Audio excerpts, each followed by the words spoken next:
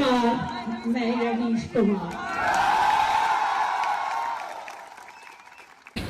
देशद्रोही हमेशा जो वही होते हैं जो सत्ता में होते हैं, क्योंकि जनता में जो होता है वो विद्रोही होता है। अदानी राष्ट्रवाद, एक नया राष्ट्रवाद आया है, अदानी नेशनलिज्म।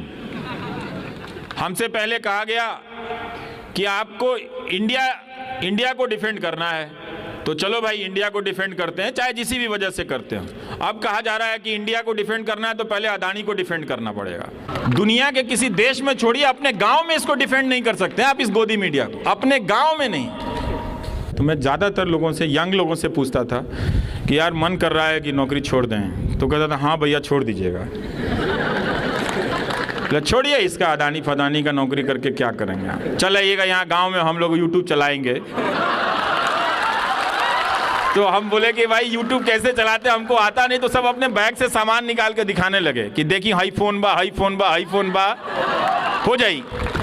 रवीश कुमार जी, जैसे आपने मीडिया के खंभे पर हुए हमले का मुकाबला करते हुए देश को एक नई शब्दावली दी और कहा मीडिया दो तरह का है, एक गोदी मीडिया है और दूसरा जन संचार के माध्यम है, वैसे ही जवाहरलाल नेहरू विश्वविद्यालय ने बताया दो तरह के विश्वविद्यालय हैं। एक जहां राग दरबारी बज रहा है, जी हाँ जी हाँ जी हाँ, और दूसरी जगह सवाल पूछे जा रहे हैं कि ये क्यों हो रहा है और इसका इलाज क्या है। जवाहरलाल नेहरू विश्वविद्यालय उस सातवें खंभे में सवाल पूछने वाली जगह है और आपने निमंत्रण दिया है हमको कि सवाल पूछो। तो पहला सवाल तो यही बनता है कि क्या कारण हुआ कि आपने हिंदुस्तान के सबसे महत्वपूर्ण चैनल को कई दर्जन एपिसोड भारत की शिक्षा व्यवस्था के खोखलेपन के बारे में जागृत करने के लिए, जागने के लिए बनाया। ये शिक्षा की आपके हिसाब से क्या तस्वीर है और इस तस्वीर को बेहतर बनाने के लिए आपकी निगाह में क्या करना चाहिए? भाई रवीश कुमार जी। शुक्रिया। हम सब, इस देश का एक दुर्भाग्य है कि ज़्यादातर लोगों को आप कई पीढ़ी के लोगों से पूछें कि आपके नज़र में अच्छी यूनिवर्सिटी क्या है, तो उनके पास कोई जवाब नहीं है, उनके पास कोई उदाहरण नहीं है। कई पीढ़ी, आज की पीढ़ी से भी, हमसे पहले की पीढ़ी से भी, उनसे पहले की भी पीढ़ी से, तो वो 2-3 जवाबों के बाद ख़त्म हो जाता है कि अगर आप IIT नहीं गए हैं, अगर आप JNU नहीं गए हैं, लेकिन देश में और भी कई सैकड़ों विश्वविद्यालय हैं। तो मुझे बार बार, जब 2014 के बाद नौजवान बहुत हमलावर हो गए, कहीं भी दौड़ पड़ते थे, दौड़ाने लग जाते थे, तो मुझे लगता था कि यही, इन लड़कों में ये दुर्गुण कहाँ से आ गया। मतलब ठीक है, हर समय के नेता जनता को अलग तरीके से बांधने हाँकने की कोशिश करते हैं, पर ये तो एक नेता के लिए पूरी जनता मुझे ही दौड़ाए जा रही है। तो बार बार मैं इसे समझने की कोशिश कर रहा था और जो हज़ारों व्हाट्सएप मैसेजेस आ रहे थे, उन सब को पढ़ते हुए लगा कि ये क्लिक क्यों कर रहा है, इसको लिखने वाला कौन है। तो मैं एक निष्कर्ष पर पहुंचा कि जो लिखने वाला है वो बहुत ही हाई क्वालिटी के ट्रेंड लोग हैं जो व्हाट्सएप लिख रहे थे, जिनका आप जैसे लोगों की बिरादरी के लोग मजाक उड़ा रहे थे, पर मैं उनकी उस भाषा का, उस कंस्ट्रक्ट को बहुत गौर से देख रहा था कि इसके पीछे बहुत ही प्रबुद्ध लोगों का दिमाग है और बहुत ही हाई एंड लेवल पे जाके किया। मतलब आपके ही स्किल का कोई प्रोफेसर, आपके ही स्किल का कोई स्टूडेंट या आपके ही स्किल का कोई रिसर्चर ये काम कर रहा था, जो एक झूठ को इस तरह से, ऐतिहासिक झूठ को, धार्मिक झूठ को इस तरह से कंस्ट्रक्ट कर रहा था कि उन लोगों को लग रहा था कि पहली बार उन्हें नॉलेज मिला है।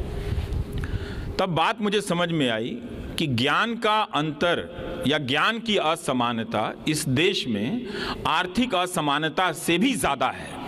हम और आप में पैसे का बहुत फासला हो सकता है, आप छात्रों के बीच भी पैसे का बहुत फासला हो सकता है। चूँकि आप JNU में हैं तो आप सभी का एक स्तर है, तो वो वहाँ भी फासला है, मगर उन फासलों में काफ़ी अंतर है, बहुत कम दूरियाँ हैं। लेकिन जैसे ही आप यहाँ से बलरामपुर की किसी यूनिवर्सिटी के छात्र या मोतिहारी के यूनिवर्सिटी के एमएस कॉलेज के किसी छात्र के नॉलेज से आप तुलना करें या मगध यूनिवर्सिटी के किसी छात्र के नॉलेज से तुलना करें तो ज्ञान की असमानता वो भयानक है। तो हमने उन छात्रों को ये कभी पता ही नहीं चलने दिया, उनके बाप दादाओं को भी नहीं, उनको भी नहीं, कि आपके इलाके में जो कॉलेज है, जो यूनिवर्सिटी है, वो खंडहर है। हज़ारों के हज़ारों छात्र हर साल पास होकर निकलते रहे, पर उन्हें पता ही नहीं चला कि अच्छी मिठाई होती क्या है। तो वो स्वाद नहीं दिया गया।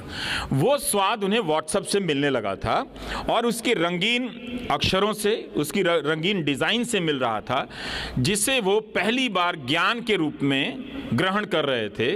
और उनका आत्मसम्मान, आत्मबल, उस जिसे हम कहते हैं प्रोपेगेंडा, उससे उनको बढ़ रहा था। तो वो एक नॉलेज के रूप में रिसीव कर रहे थे, ग्रहण कर रहे थे, जिस तरह से आप अपने क्लास में अपने प्रोफेसर की बातों को नॉलेज के रूप में रिसीव करते हैं। और ये वही हुआ जिससे वो आक्रामक होते चले गए। जिस तरह से आप अपनी समझ को, आप अपने नॉलेज को प्रोटेक्ट करते हैं, गार्ड करते हैं, और आप अपने इथोस को गार्ड करते हैं, जिसके खिलाफ खड़े हो जाते हैं कि ये एक हमला है, उस तरह से उन नौजवानों को लगा कि ये हमारे इथोस पर कोई हमला कर रहा है। राजनीतिक रूप से वो आसान हो गया व्हाट्सएप के प्रसार के बाद कि वो इसके रक्षक बनकर किसी एक या दो व्यक्तियों को ट्रोल करें, पकड़ें। उसमें पैसे भी लगाए गए, पैसा भी खर्च किया गया। बहुत सारे लोकल स्तर पर गांधी के हत्यारों का महिमा मंडन हुआ। वो बिल्कुल जो उसकी लिखावट है, जो उसकी पेशगी है, उस पूरे महिमा मंडन की, वो बहुत ही शानदार लेखों की तरह है। वो एक अजीब अजीब तरह के संदर्भों के साथ हैं, उनका कोई मुकाबला नहीं कर रहा था। तो मुझे लगा कि ये बताना बहुत ज़रूरी है कि आपको ज़िंदगी में कुछ मिला हो या ना मिला हो, मिलेगा या ना मिलेगा, लेकिन ये बात तय है कि आपको यूनिवर्सिटी नहीं मिली है। और जब देखने लगा तो पता चला कि कोई 3 साल से फंसा है, कोई 5 साल से फंसा है। किसी क्लास में, एक ज़िले के कॉलेज में करीब करीब 5000 छात्र छात्राएं हिस्ट्री में एडमिशन उन्होंने लिया है, लेकिन कोई टीचर नहीं है पढ़ाने के लिए। तो 5000 छात्र इतिहास के विद्यार्थी होकर भी इतिहास के एक शिक्षक के बगैर गुजर रहे हैं। वैसे जेएनयू में भी शिक्षक नहीं होंगे इतिहास डिपार्टमेंट में, पूरे तो नहीं होंगे, कुछ खाली होंगे। जब यहाँ ये हाल है तो उस ज्ञान की असमानता पर किसी का ध्यान नहीं था।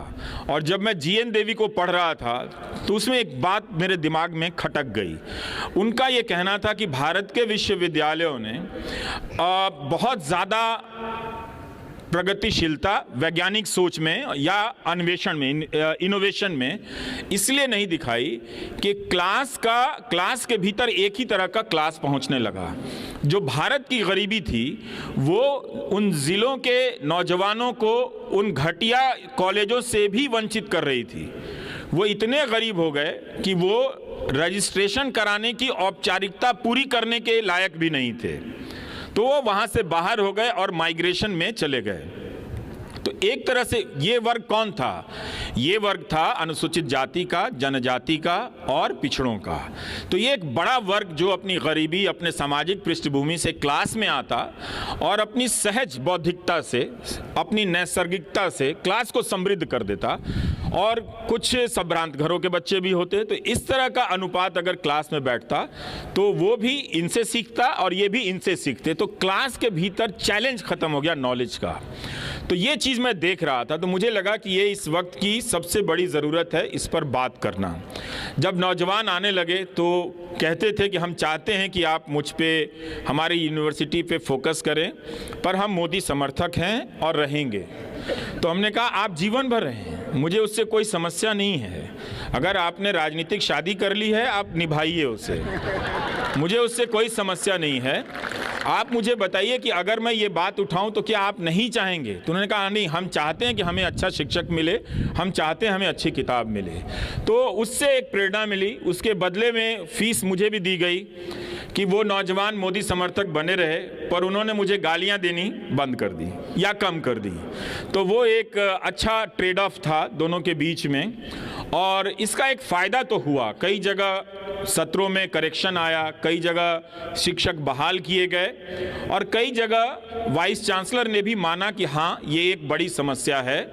और कई जगहों पर आरएसएस के लोग हों या मोदी समर्थक लोग हों, उन्होंने भी इसे स्वीकार किया कि अगर हम किसी भी प्रकार का भारत चाहते हैं तो उस भारत में अच्छी शिक्षा व्यवस्था तो होनी ही चाहिए। ये और बात है कि वो कर नहीं पा रहे हैं, उनके बस की बात नहीं है, लेकिन उन्होंने इसे बुनियादी समस्या के रूप में स्वीकार किया। तो इसका फ़ायदा ये हुआ कि ये सबके लिए था और सबने इसे अलग अलग रूप से देखा, तो उस ताकत से मैं करता चला गया।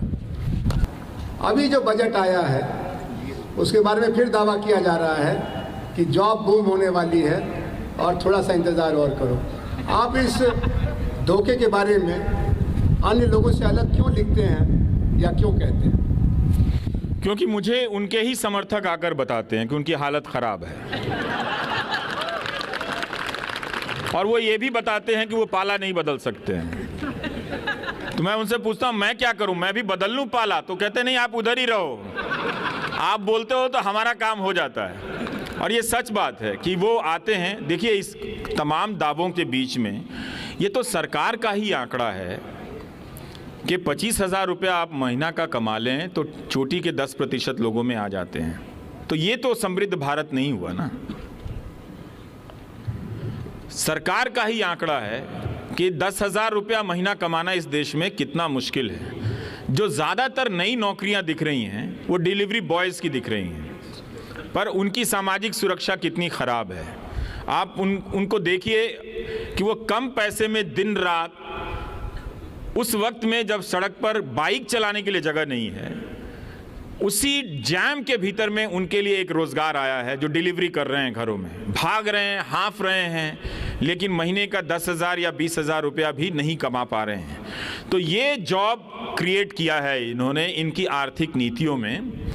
ये इन्होंने, अगर इनकी जगह कांग्रेस होती तो हम दावे के साथ नहीं कह सकते कि इससे अलग आर्थिक सृजन होता, इकोनॉमिक क्रिएटिविटी होती, क्योंकि एक ही आर्थिक नीतियों के खानदान से दोनों आते हैं। अब दावा किया जा रहा है कि वहाँ सोच बदल रही है कांग्रेस में और वो इन चीज़ों की आलोचना कर रहे हैं, पर अभी भी साफ साफ देखना बाकी है कि इन आर्थिक नीतियों का विकल्प वो क्या पेश करते हैं। करना पड़ेगा उनको लिखित दस्तावेज के रूप में, लेकिन दोनों पार्टियों ने रिटन तरीके से अपने इकोनॉमिक एजेंडे को साफ साफ नहीं किया। उसमें दावे हैं, कभी वो 2047 पर चले जाते हैं, कभी वो 21वीं सदी के ख़त्म हो जाने के डेडलाइन पर चले जाते हैं। हर साल वो डेडलाइन बढ़ाते हैं, हर साल उनकी ट्रिलियन इकॉनमी के दावे बढ़ते चले जाते हैं और हर साल वो जो उनके पास दिखाने के लिए कुछ होता नहीं है तरक्की के नाम पे।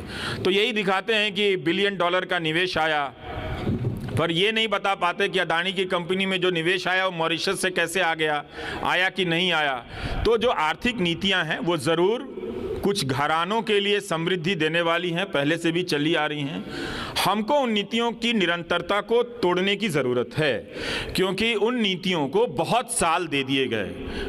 हर दौर की सरकार में, कांग्रेस की सरकार में भी और बीजेपी की भी सरकार में करीब करीब 20-20 साल दे दिए गए। अगर आप वाजपेयी सरकार का भी मिला लें, मोदी सरकार का भी मिला लें, तो दोनों तरफ 15 से 20 साल का मिला के कोई 90 से लेकर अब तक कोई 30 साल से ज़्यादा का वक्त दे दिया गया। और इस वक्त उन नीतियों से ज़रूर समाज में कुछ समृद्धि आई है, कुछ बढ़ोतरी हुई है, लेकिन अंत में जाकर यही दिखता है कि कोई 25,000 रुपया भी कमा नहीं पाता है। तो इन चीज़ों की बात आप कैसे करेंगे? अब मुश्किल ये है कि इन चीज़ों की बात करना भी सरकार के खिलाफ बात करना हो गया है। कोई भी बात आप करें तो उसकी डिज़ाइन ऐसे की जाती है कि आप सरकार के खिलाफ बात कर रहे हैं, लेकिन ये तो जनता के हक की बात है कि आखिर कब तक लोग 10,000 या 15,000 की नौकरी करने के योग्य होंगे। 2021 या 22 में तो ये डेटा है कि 12,000 से ज़्यादा बिजनेसमैन ने सुसाइड किया है। अदानी राष्ट्रवाद, एक नया राष्ट्रवाद आया है, अदानी नेशनलिज्म। हमसे पहले कहा गया कि आपको इंडिया को डिफेंड करना है, तो चलो भाई इंडिया को डिफेंड करते हैं, चाहे जिसी भी वजह से करते हो। अब कहा जा रहा है कि इंडिया को डिफेंड करना है तो पहले अदानी को डिफेंड करना पड़ेगा। तो वो सारे न्यूज़ चैनल कह रहे हैं कि भारत पर हमला हो गया है। पर वो सारे न्यूज़ चैनल तब तो नहीं कह रहे थे कि 12,000 इसी देश के बिजनेसमैन जब अलग अलग कारणों से बिजनेस डूबने के कारण सुसाइड कर रहे थे, ऐसा तो नहीं हो सकता कि वो सुसाइड करने वाले सारे कांग्रेस के वोटर होंगे या सारे कोई लेफ्ट के वोटर होंगे। उनके भी वोटर होंगे, उनके भी समर्थक रहे होंगे। पर ये कैसी राजनीति है कि उनकी पार्टी के व्यापार मंडल भी, व्यापार मोर्चा भी अपने कारोबारियों की आत्महत्या पर बोल नहीं पाया। आप सोचिए, आप तो फिर भी बोल रहे हैं, लेकिन उनके समर्थक होने की कीमत कितनी बड़ी है कि उनकी बिरादरी के लोग सुसाइड कर रहे हैं। और कोई भी इस देश में बिजनेसमैन या बिजनेस का कोई भी संगठन ये बात कहने की हिम्मत नहीं रखता है कि इतने सारे व्यापारी, अगर आपकी नीतियां हैं 20 लाख करोड़ के लोन का ऐलान किया गया था कोरोना के समय, वो लोन किसको गया, कहां गया, कैसे बटा कि ये 12,000 लोगों को सुसाइड करनी पड़ी। तो आप अपनी बिरादरी के, अपने संगठन के सदस्यों के प्रति भी ईमानदार नहीं हो पाते हैं, उनके मरने पर भी आवाज़ नहीं उठा पाते हैं। तो ऐसा लोकतंत्र तो क्यों चाहिए? और इस लोकतंत्र का क्या करना है फिर? ये लोकतंत्र नहीं है ना कि आप उनके सपोर्टर हैं, उनके लिए चंदा जुटाते हैं, मगर आपका साथी उसको लोन नहीं मिला और वो सुसाइड करता, आप बोल नहीं पाते हैं, और फिर आपको अदानी के लिए झंडा लेकर निकलना पड़ता है, जो अदानी और जिनका जो साम्राज्य है एक दिन आपके ही बिजनेस को निगलने वाला है। और जो भी नेशनलिज्म का रूप होगा, कम से कम किसी भी नेशनलिज्म की परिभाषा में ये फिट नहीं बैठता है कि आप गौतम अदानी को डिफेंड करने जाएं। किसी भी नेशनलिज्म की परिभाषा में नहीं फिट बैठता है। आप नेशनलिज्म की परिभाषा से, उससे प्रेरित होकर उद्योग धंधे स्थापित कर सकते हैं। इतिहास में लोगों ने किया है, नए नए ब्रांड बनाए हैं, और वो सारे ब्रांड देश और देश के राष्ट्रवाद की पहचान भी बने हैं। लेकिन गौतम अदानी कहीं से भी इस देश की पहचान नहीं है। एक छोटी सी रिपोर्ट से आप देखिए उनका साम्राज्य ढह गया, एक छोटी सी रिपोर्ट से ना। वरना तो भारत में अगर कोई पत्रकार लिख दे तो मानहानि कर देते थे। मैं तो सोच रहा था कि अदानी मानहानि एंटरप्राइजेस कंपनी का नाम बनाएंगे ये अलग। अब अगर इन्हें अगर मानहानि करनी होगी तो एक कंपनी बनानी होगी, एक सीईओ, मानहानि सीईओ डिफेमेशन रखना होगा, जो तमाम तरह के पत्रकारों को मानहानि के दायरे में लाता रहेगा, केस करता रहेगा। तो हम सबको इन सब आर्थिक असमानताओं को और ज्ञान की असमानता को मुझे लगता है कि सबसे ऊपर रखने की ज़रूरत है।